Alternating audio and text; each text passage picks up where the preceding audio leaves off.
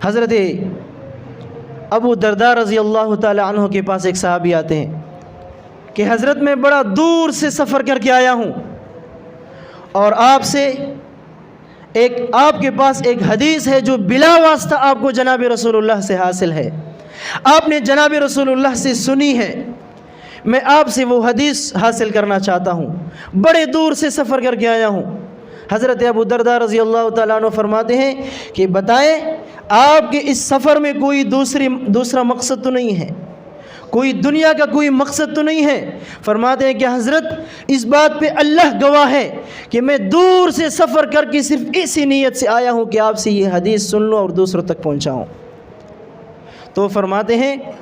کہ میں نے جناب رسول اللہ صلی اللہ علیہ وسلم سے سنا کہ کوئی بھی بندہ علم حاصل کرنے کے لیے ایک ہی راستہ چنتا ہے، اللہ تعالیٰ ان کے 7 جنت کے دروازوں میں سے ایک دروازہ اسی کے نام کر دیتے ہیں۔ کوئی بھی بندہ کسی بھی طریقے سے علم حاصل کرنے کے لیے کوئی راستہ چنتا ہے، کوئی راستے پہ نکلتا ہے، 7 دروازوں میں سے جنت کے اللہ تعالیٰ ایک دروازہ ان کے نام کر دیتے ہیں۔